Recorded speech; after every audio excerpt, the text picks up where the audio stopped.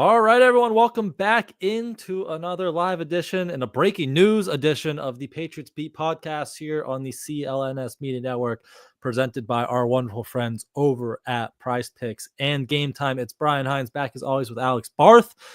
And we are here late night on this Tuesday because the Patriots have a new offensive coordinator. They have hired Josh McDaniels, kind of the expected hire all along. It seemed like this is where it was trending. He was viewed by many as the favorite ever since Mike Vrabel was named the head coach. So Josh McDaniels, for the third time, is now back as the New England Patriots. Third time's charm, right? Third time is the charm. Although the first two times weren't that bad, right? Well, that's what I'm saying. So this one's even better. Like, if they won pretty cool. six Super Bowls the first two times, what's the third time the charm going to look like with this one? But Josh McDaniels is Mike Vrabel's choice for offensive coordinator there. So Barth, just opening thoughts. I know it's someone we've talked a lot about, obviously, but just now that it is looks like not officially confirmed, but this is where it is heading towards. Just what are your thoughts there with Josh McDaniels? Look, I think it's a good hire. You know, I had said that I kind of wanted to see if Mike Vrabel would go find his own Ben Johnson. They talked to the guy in Minnesota today, whose name I'm blanking on. Udinsky, but he was probably a step or two away, but a guy like that. But I don't think McDaniels is a bad hire at all. There's certainly upside here. One, the thing that everybody was crying about when they hired Mike Vrabel, that they'd have no continuity at offense coordinator. I'm sorry, nobody's hiring Josh McDaniels as head coach. If it goes that well, Drake Maye's an MVP. So we don't really need to worry about who's coaching because he's just that good. Not that he can't be without it, but he might. If someone's hiring Josh McDaniels, Drake Maye might have to do more than just win an MVP. Drake Maye threw 60 touchdowns, right? If Josh McDaniels gets a head coaching job. But you have that continuity. You have a guy that is very experienced. I've seen people be like, Josh McDaniels offense this, Josh McDaniels offense that. Does he call too many screens? Yeah, he probably does. But when you look at that compared to the issues with some other offensive coordinators around the league, you'll absolutely live with it. What Josh McDaniels does so well is he molds his offense around the personnel he has. Yes, he was with Brady for a long time, and that's thought of as the McDaniels offense. But one, that was as complex as it was, as much because of Brady as it was McDaniels. They'd spent so much time together. They kept adding to it. I don't think they're going to throw the full Tom Brady playbook at Drake Maye on day one. He changed the offense, certainly, for Cam Newton. He changed it for Mac Jones, you could argue, almost to a fault.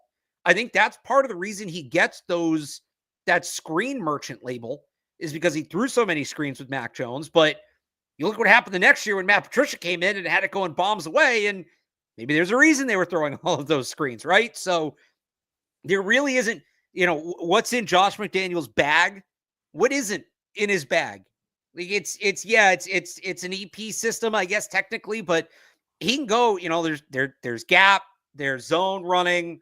They'll throw the ball to all three levels. Obviously, they're going to have their preferences. They're going to have their tendencies, which is kind of cool to see. Like the slot receiver is going to be a thing again. Absolutely. The offense running through that position. I would think we're going back to situational running backs and not just, all right, this is Ramondre's drive. This is Antonio Gibson's drive. You're going to have your early down back. You're going to have your third down back. Whether that is the guys currently here or they're replaced, I think is a conversation that we'll have. But it's an offense that I think he can make work for Drake Maye. And assuming he tailors it to Drake Maye and doesn't try to get Drake Maye to fit his system, a lot of the things we wanted last year, a layered passing game, a quarterback run game, more tempo, right? That slot receiver role, more reliance or more reliability from the running backs. A lot of that is going to come with Josh McDaniels. So I think it's a good hire. I think it's good for Drake Maye. I think, is he the best possible hire you could have made for Drake Maye? That was probably Josh McCown just because of the familiarity, but I think that this helps Drake Maye. I think that this is a good hire for Drake Maye. It's a good hire for the offense. It gives them a solid floor. And, assuming they add the talent needed, it's a step in the right direction. If they give him Vidarian Lowe at tackle and Kayshon Boutte is the number one X receiver, yeah, it's probably not going to work. It wouldn't have worked with Ben Johnson either. It wouldn't have worked with Liam Cohn either. It wouldn't have worked with Tommy Reese either. But assuming they add the talent they need to add, and McDaniels is going to know exactly what he wants, I think it's a good hire and a good step in the right direction. Yeah, I kind of looked at this like, we had our Ben Johnson versus Mike Vrabel debate where you can take the big shot and go with Ben Johnson, or play it on the safer side with the more experienced Mike Vrabel. And that's kind of what this looks like with Josh McDaniels. And that's why I get a lot of people upset with, a retread. We're just doing this again, playing it close to the vest, someone who was with the dynasty. And I get a lot of that. And I wouldn't have been opposed where, okay, we played it as someone who was team Ben Johnson originally, like, okay, we played it a little safer with Mike Vrabel. Let's take a shot here at the offensive coordinator. And maybe it is that Grant Udinsky who, 28-year-old who's an he was probably still a step or two away, but yeah, like Josh McCown would have been perfect if he was interested. But try to find your next tight pants guy, as we like to say all the time. And I think that would have been a really good path. But on the other side, like hiring Josh McDaniels, like hiring Mike Vrabel compared to Ben Johnson, isn't a bad move, right? Like Josh McDaniels is still a really good offensive coordinator. He's got tons of experience. He's a proven history of developing and working with quarterbacks outside of Tom Brady, right? Like Matt Castle even had a career year. I know he was throwing to Randy Moss and Wes Welker, but Matt Castle looked really good. We saw even 2020 Cam Newton for the first month until he got COVID and the whole team got COVID and it completely fell apart. Like there was some promising signs there. And that's what you're probably looking for a little bit more with this Drake Maye offense. Like you're getting Cam Newton, getting the legs, getting the quarterback run game involved. So I wouldn't have been opposed to, taking your shot at the offensive coordinator position, but you can't say you're going wrong here with Josh McDaniels because probably wasn't a candidate with more experience, A, calling plays, and B, working with and developing quarterbacks out there at OC than Josh. Yeah. So now they just got to hire the right wide receivers coach. That's big. So I did have some like concerns, I guess, and one was developing those receivers because that was an issue in this system. We'll see what the system is. Like you're not expecting it again to be the whole Tom Brady playbook, and he will transform it a little bit. But developing receivers was definitely one of those maybe worrisome. I have a couple worries, different level of concerns, but that was one of them. Really need a good wide receivers coach in there. Chad O'Shea, Wes Welker are probably names to watch, but Hines Ward, yeah, they wouldn't have a relationship, but with Vrabel he had a relationship. But no, with Vrabel, not with with Josh. But that's definitely something because I don't know. Where do you think Jalen Polk? I don't think Javon Baker probably loves this news, but developing these young receivers with Josh, it wasn't great at the end of his time here, and now we'll see how it kind of looks going forward. But he's going to come in and put those guys right through it. He's going to find out right away whether those guys can be a part of it or not. And if they can't, I mean, I think they're both replaceable. So yeah, Baker, this is a tough fit for Javon Baker. He's going to have an uphill battle to make the team this year. Polk is a second-round pick, might get a little more leash. And look, McDaniels was able to figure it out with Jacoby Myers, and that was the comp, right? But you're already a year into this guy's career. We saw like the mental issues come through last year. That wasn't an issue of physical ability, and that stuff can get really tricky. I don't think that Jalen Polk's going to have much of a leash, and they're going to have somebody ready in that slot position, if not ahead of Polk to start. That's right there. That if it doesn't work with Polk, they can just plug him in and feel good about it. So maybe that's Pop Douglas. I know people would think of Pop Douglas going right in the slot. I actually think he's probably more of a Z in McDaniel's offense, just because when you're in the slot in this offense, you're going over the middle. You're taking a lot of big hits. Higher volume too. And we've seen Pop, as good of a player as he is, and I still think there's a place for him in this offense. He struggles with volume because the physicality of it. So I'm sure they'll use him different ways, but if we're talking about, who's your Wes Welker, who's your Julian Edelman, who's your Jacoby Myers, that guy's probably not on the roster right now. Xavier Restrepo is the first name that comes to mind for me, or Emeka Egbuka, really. I just don't know how the Patriots are going to draft him because he's going to go like at the end of the first round and they're going to have to move up to get him or move down or whatever. They're not picking him at 4 and they're not picking him at 38. Let's put it that way. But they're going to need like a true slot receiver. Yeah, it'll be interesting to see how that kind of unfolds. I'll tell you some of my other concerns, and you can tell me if I'm crazy or if you see it the same. I had just kind of the pre-snap stuff, because that was something with Josh. He put it all on the quarterback, right? And with Tom Brady, you can do that because it's freaking Tom Brady. He's seen everything in the world. He's smarter than everyone. Like, you can put it all on Brady. And he did it with Cam and he did it with Mac. And I think it kind of hurt Mac because at the end, because, he just had so much going on.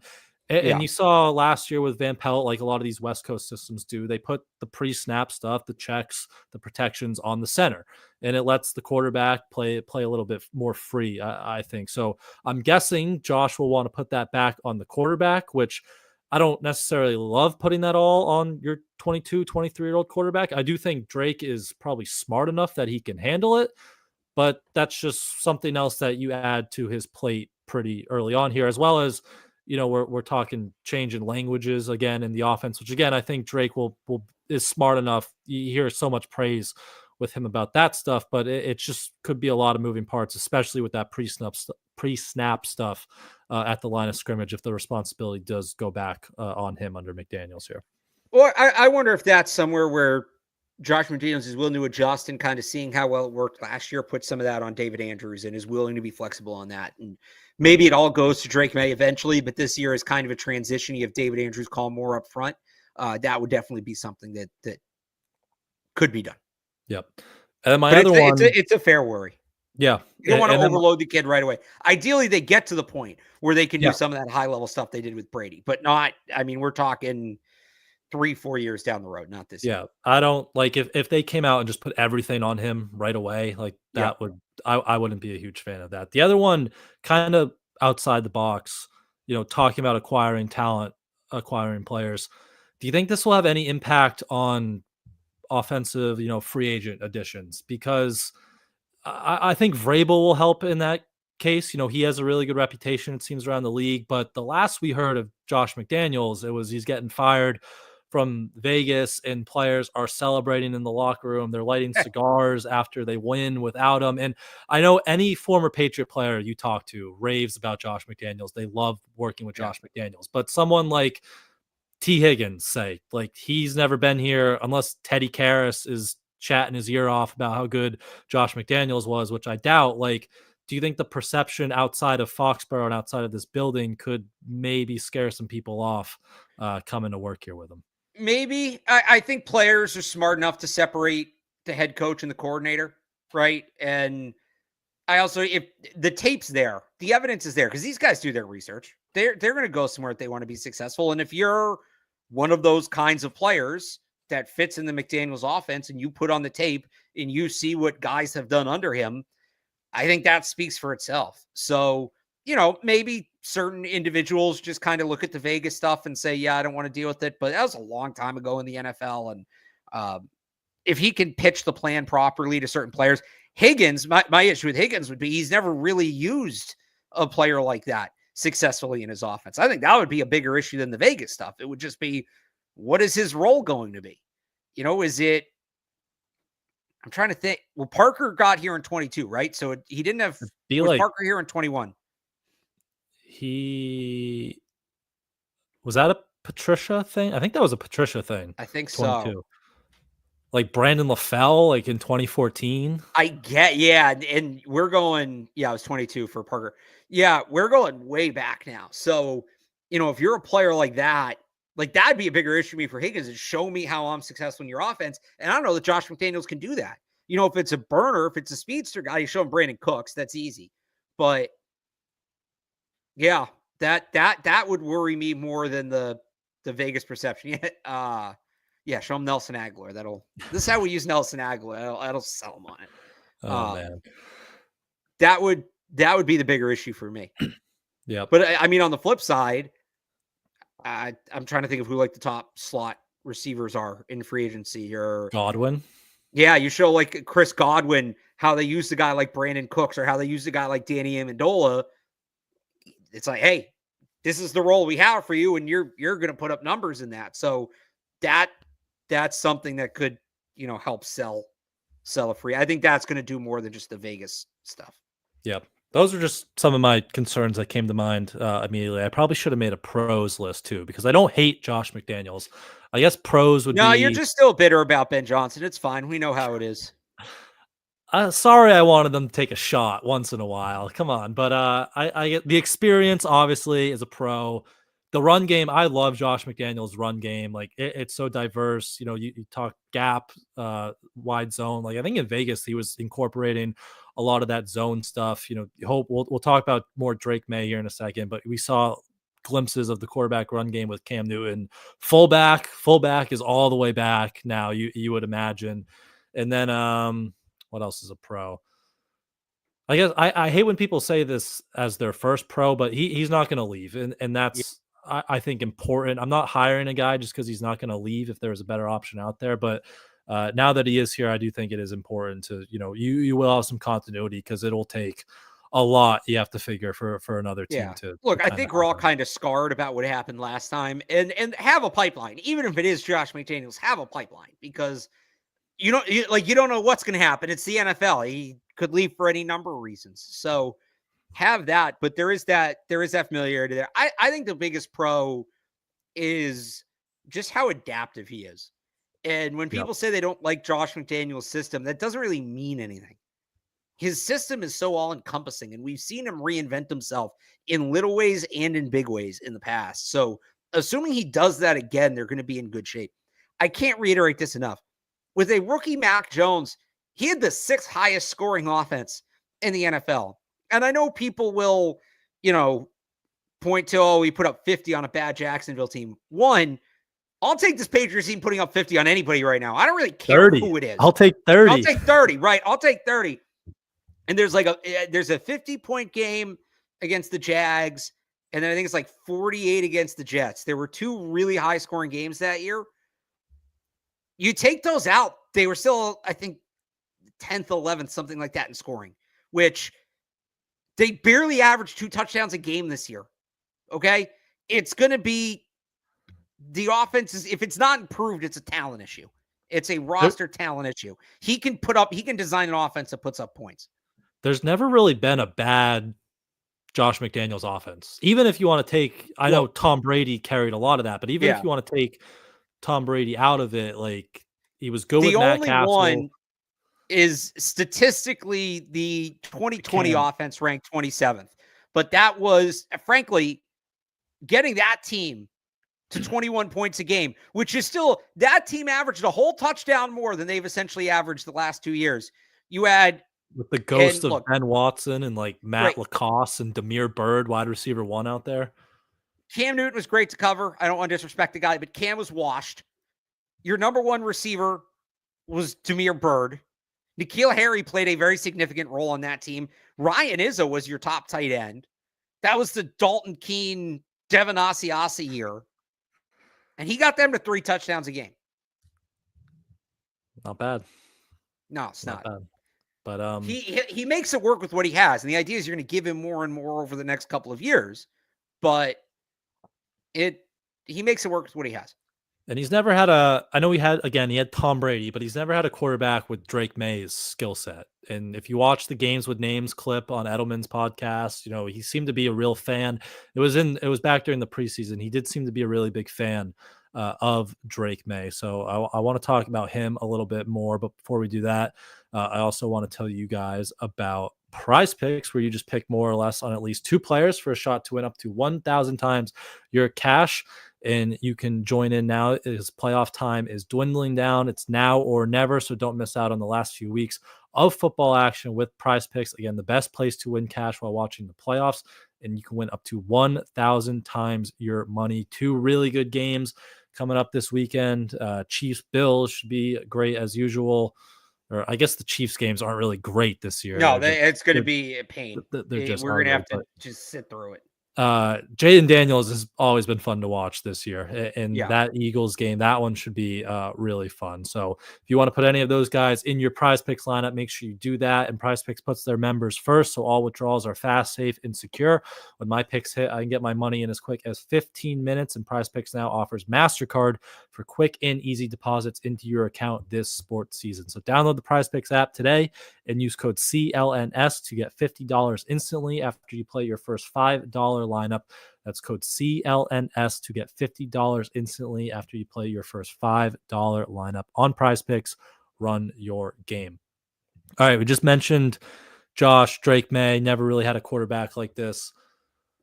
What are you kind of expecting out of Josh? Because you mentioned that he is so versatile. You see a lot of different things in his offense.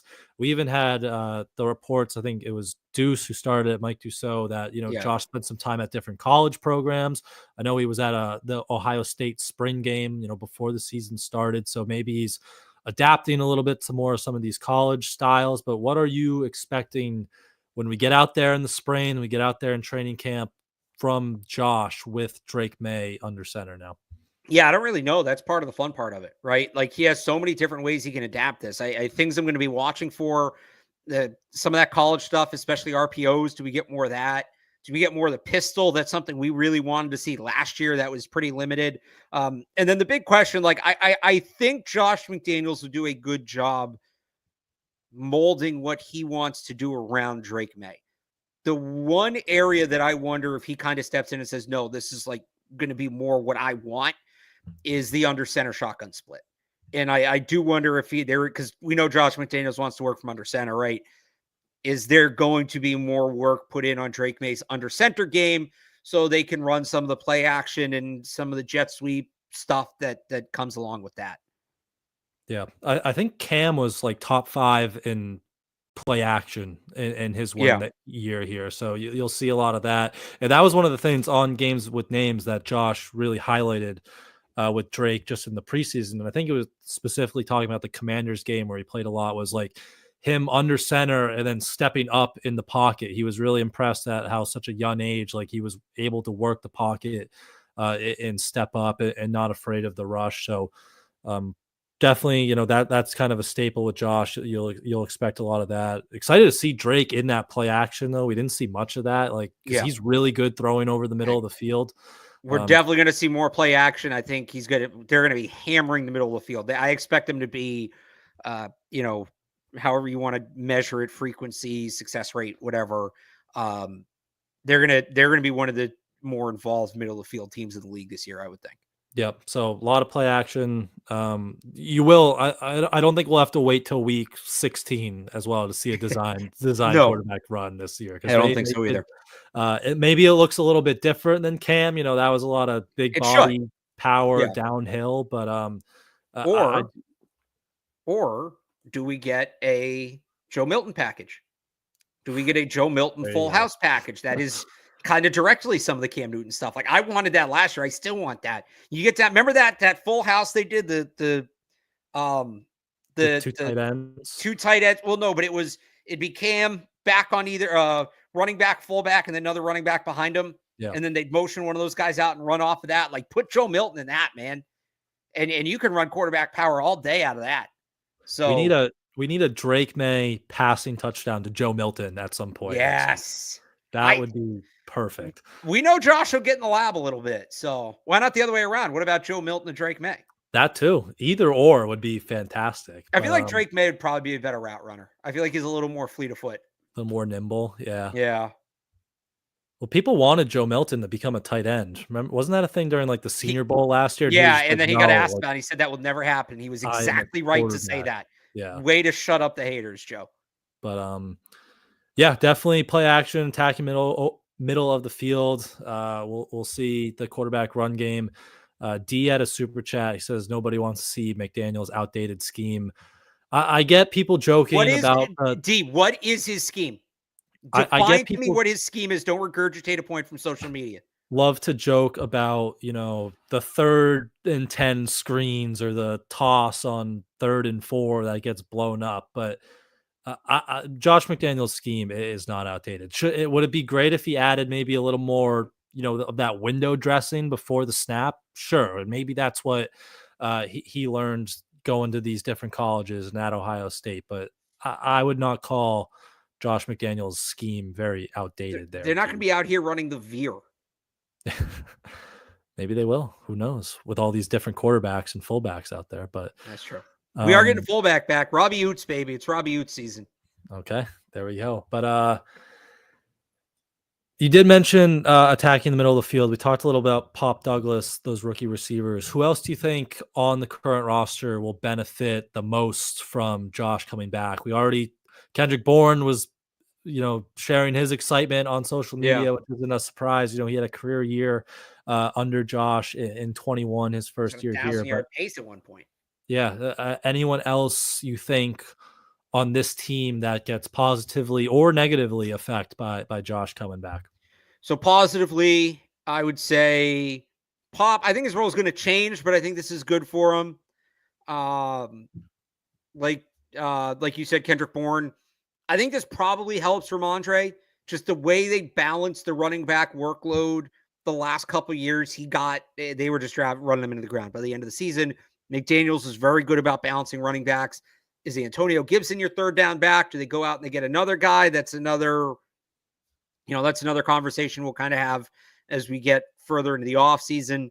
I think Hunter Henry benefits. We know Josh McDaniels is good with the tight end, and obviously Drake Maye. Guys who don't benefit, Javon Baker, Jalen Polk, 1 and 2, clearly at the top of that list. Very clearly at the top of that list. I don't know that either one is good. Baker is going to struggle to make the team. And, Jalen Polk's second-round pick, but he plays a role that's so crucial.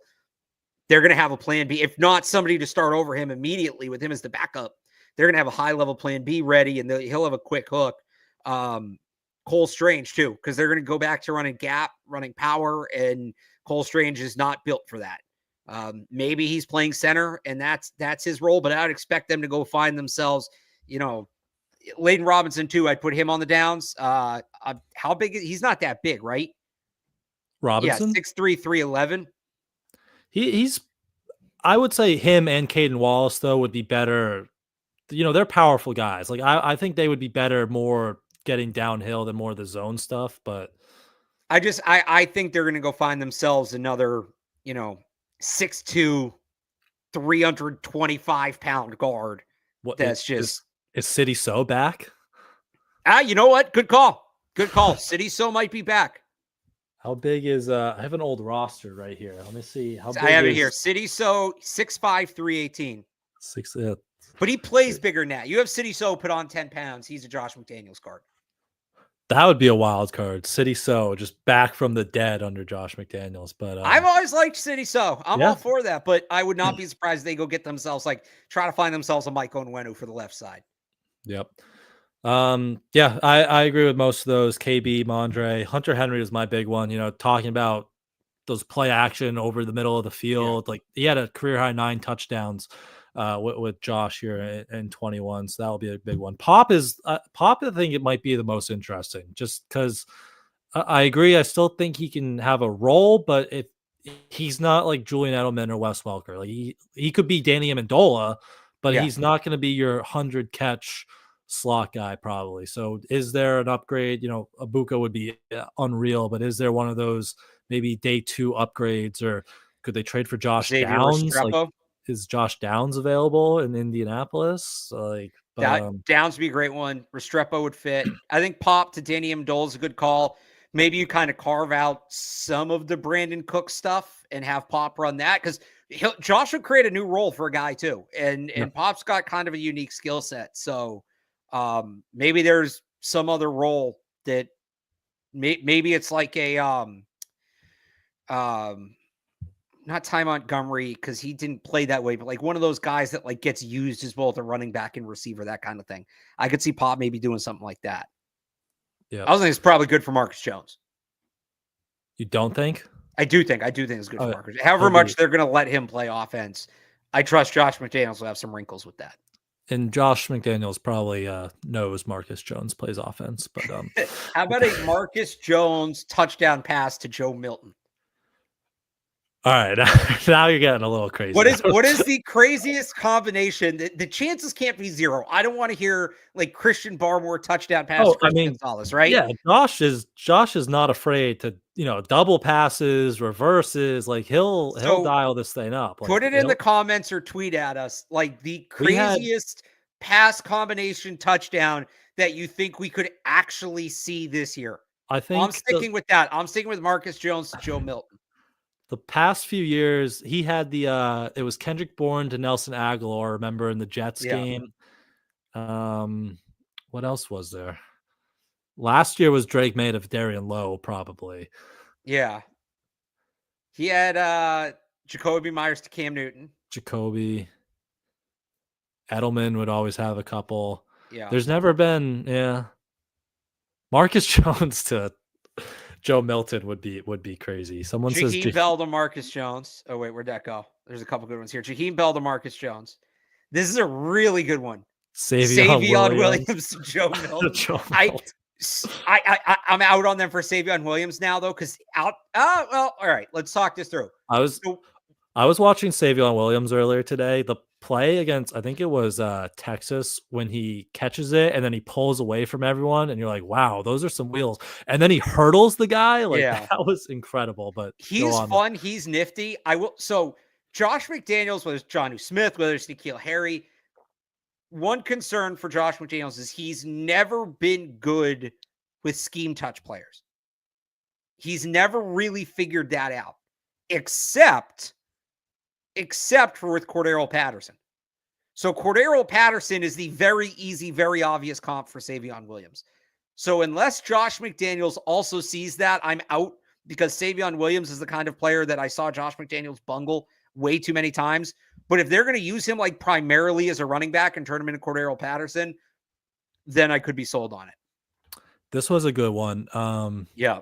Is it Maye to Keon White, like Brady to Mike Vrabel? Keon White had some he was a tight end before he was a tight end over. So that you saw him playing fullback last summer. Yeah, that one is, out of these crazy combinations, that one might be on the little bit more realistic side. That's a little bit more realistic. Yeah, it's probably more realistic than Marcus Jones to Keon White. I don't think you're getting two defensive players. You might get one. Mike Onwenu to Marcus Jones to Joe Milton. So we're direct snapping the ball to Mike Onwenu. All right, we may have lost the plot here, but Fedarian Lowe to Drake Maye. That one Ben Johnson would have done it. Yeah, I would have been the Penny. I'll put that in the realistic enough. Well, no, because Fedarian Lowe shouldn't be the tackle. But true. Week 8 when Fedarian Lowe has to start a game because whoever's the left tackle's hurt. How about Will Campbell to Drake Maye? Will Campbell to Drake Maye? Is he playing guard though, or tackle? Because guard would be tricky to get him the ball. You really have to tackle eligible stuff. The unbalanced tackle eligible. I gotta go back. I watched the second half of the 2014 divisional game against the Ravens last week because I have no life, and they were doing some fun stuff. I might have to go watch that again. That stuff was great, but all right. Well, before we wrap up, a few more things I want to hit on that are not just random combinations of pass. Cole Strange to Drake Maye. Let's go. Hey, Cole Strange, he had that lateral against Miami, right? He's got some maybe throwing talent. But I want to tell you guys very quickly about Game Time. If you want to go see Josh McDaniels calling plays next football season, make sure you guys are using the Game Time app. In the meantime, plenty of Celtics, Bruins at the Garden. Bruins will be back if you want to go for a Bruins game, whatever reason. But they're back at the Garden on Thursday. The Senators are coming to town. Cheapest get in right now is $63 on the Game Time app. And they also have a new feature called Game Time Picks that makes getting tickets to see your favorite teams play live even easier because it filters out the fluff to show you only incredible deals on great seats so you don't have to waste time searching through thousands of tickets. Game Time Picks on that Senators at Bruins game on Thursday. Move down about 5 rows up on the home side there, $129. Good spot to watch a game there. So make sure you guys head to Game Time for their lowest price guaranteed and other in-app features such as seat views, all-in pricing, and Game Time Picks, which again makes it even easier to save more on your sports or any other tickets you are looking for, such as concerts, comedy, theater, anything else, and take the guesswork out of buying all those tickets with Game Time. Download the Game Time app, create an account, and use code CLNS for $20 off your first purchase. Terms apply. Again, create an account and redeem code CLNS for $20 off. Download Game Time today. What time is it? Game time. All right, I just wanted to wrap up. We talked a little bit about the wide receiver coach. That's a big hire, obviously. Chad O'Shea, Wes Welker, some names to look out for maybe there. Any other names, just the rest of this, filling out the rest of this offensive staff you are looking for? We heard Thomas Brown could be a candidate to join. He interviewed for the OC job, but obviously didn't get it going to Josh, but he could join. He's had experience with running backs, tight ends. He was assistant head coach to Sean McVay when he was Los Angeles. So Thomas Brown could join at some point, but anyone else, probably just going back down the list of former Patriots coaches at this point. Yeah, but go look at the Rams staff. Jerry Shaplinsky, Yep. Ryan Wendell is an offensive line coach there. Carmen Bursillo is with the Giants, but maybe he gets hired away.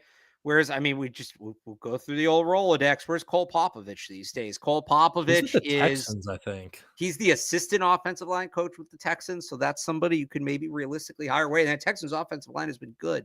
Not this year. Is that sarcasm? Well, they've done a good. They got banged up this year, but they've done a good job. They have talent. It wasn't pretty this year. What injuries did help or cause that. But I was more thinking of last year. That was a fair call out. But yeah, all the familiar. The one's running backs coach, right? Because it was Vinny Sunseri, who really wasn't a running backs coach, and before him it was Fears. I don't think he's coming out of retirement. So maybe that's Thomas Brown if he doesn't get maybe a job that's elsewhere. Thomas Brown. Luke Steckel is a name I love. If Vrabel wants to get one of his guys on the staff, I got to throw out Holman Wiggins as a potential wide receivers coach. That's my guy. Somebody asked James White if he'd come back as wide receivers coach. He just responded with emoji, so who knows? LeGarrette Blount did the coaching fellowship a couple years ago. That's a spot where I'd like to see a former player, running backs coach. I'll give you again to go to the Vrabel thing. I don't know that he would leave for this. Eddie George has become a really good college coach at the FCS level. He's at Tennessee Tech. Was he the one who just interviewed for the Bears job? He interviewed for the Bears job. So that's a head coaching job, obviously. That's a little different. Is he going to leave an FCS head coaching job for an NFL positional job? I don't know. Him and Vrabel are close. They played together at Ohio State. Eddie George was involved when Vrabel was head coach in Tennessee. Obviously, Eddie George played there for a long time. There is a relationship with there. And everything I hear about Eddie George is overwhelmingly positive as a coach. It's just a matter of I don't know that that's a step up. Yeah. Because he is a head coach right now. And if he's trying to be a college head coach or even a college coordinator, it's probably a quicker path to stay at Tennessee Tech for another year or two and have success versus coming to New England. Yep. Do you think Josh made a good enough connection with his time at Ohio State, the spring practice, that they can pay Brian Hartline good money there? I mean, you're going to have to pay him good money. Just national championship. Maybe he's looking to do something else now with his time, but we can only hope. The other one, I don't think you mentioned him. Apologies if you did, but Mick Lombardi, he was here for a while. He followed Josh to be his offensive coordinator at Vegas, and now he spent the last year on the 49ers staff as a senior offensive assistant. So that's someone you could get out of a senior offensive assistant. Yeah, they had struggled with him coaching wide receivers. I wonder Chad O'Shea. Yep. Might make more sense. And that's a double connection because obviously he was on McDaniels' staff, also worked with Vrabel last year in Cleveland. You'd have to give him a pass game coordinator, something like that. And that would be a lateral move, but a chance to continue working with McDaniels and Vrabel and come back to New England. Maybe that's something you can sell him on. Yep. Especially when Kevin Stefanski might have 1 year left and it might be like, hey, I'm getting out early. He could be looking at that and being like, it's not sustainable. My this job is not going to go down well. But yeah. Mick Lombardi would be fun just to watch Michael Lombardi have to walk everything back, he said, the last couple of years. Or that's why Mick Lombardi won't take the job. That is also very But true. Except it's also now it's Vrabel, right? And Belichick gave Vrabel his blessing. So yeah. So maybe that's something that would be open. But yeah, we'll see. They'll start filling out this offensive staff. You'd imagine, Josh hasn't been coaching the last year, so he probably has a good idea of guys who he wants to bring with him, and this could start moving pretty quickly. The last thing I'll say, not Josh McDaniels related, but if we want to go on the defensive side of the ball, again, we haven't talked much about these defensive options, but it does seem like there is one candidate kind of separating himself. They did in classic Pat's Beat fashion. We logged off last night, and about 4 minutes later, they interviewed Ryan Crow. Was that his name? Ryan? Yeah. Ryan Crow, the Dolphins outside linebacker coach, has a lot of experience with Tennessee, with Mike Vrabel, but there was a report today that the Patriots are targeting Lions defensive line coach Terrell Williams, who we also talked about last night. Worked with Vrabel defensive line in Tennessee, got the assistant head coach title his last year there. And then when Vrabel got fired, he went to Detroit this last year as their defensive line coach. I think he had like a run game coordinator tag on him too. So looks like Terrell Williams is where this defensive coordinator search is trending. Maybe Ryan Crow then joins his staff, but just any kind of initial thoughts, again, not confirmed yet, but any initial thoughts on looks like might be Terrell Williams' job to lose. I like that just because I've said this. I want it to be Mike Vrabel's defense. I want him to take ownership of that. So somebody who is familiar with him, who knows how he wants things run, who knows his system and all of that, kind of points towards, this is going to be Mike Vrabel is going to be hands-on with this defense. Yep. Seems like I think I said this last night again, but I don't love maybe going back to a defensive line coach as your next defensive coordinator, but a lot more experience than DeMarcus Covington. Don't let that experiment maybe scare you away. This is someone who's been coaching the defensive side of the football, I think over 25 years. He's always been coaching for a long time. Obviously, again, Mike Vrabel is a fan with the assistant head coach title, but and the thing with Covington, not to necessarily excuse it, it was a bad defense, but the plan should have been he was going to learn. Like, he got promoted early, but he was going to learn first year on the job. But you had a guy that had been there and done that in Gerard Mayo, who you, in theory, promoted because of his work organizing a defense that could kind of help him out. And that never happened. Mayo never took any ownership of the defense. So if Vrabel's going to take ownership, like, if it does go bad, Mike Vrabel's going to grab the play sheet and say, it's my turn, right? So that's why I'm not as worried about it. Yep. So that's where the coordinators look like it's trending. We haven't Josh been on McDaniels. Since Springer either, right? Or were we on for that? Oh no, we that was before we recorded. Yeah, we were on. So Josh McDaniels, Springer stays, and looks like Terrell Williams. Wouldn't be surprised if they announce all three of them. I don't know if they would announce Springer again, but announce the additions all together at some point later. Well, they'll probably do that. Like graphic again. I wonder if it'll be once the positional coaches are hired. Hey, here's 2025 coaching staff. Last year, I remember they did the coordinators. They did like a graphic for just the coordinators. Oh, and then maybe a week or two after they did the whole staff, I think. But we'll see. That's where it looks like it is trending with those three. But any last thoughts before we get out of here? No, I think that's it. All right. So we will cut this one here. Thanks everyone for jumping in with us late tonight for a breaking news edition.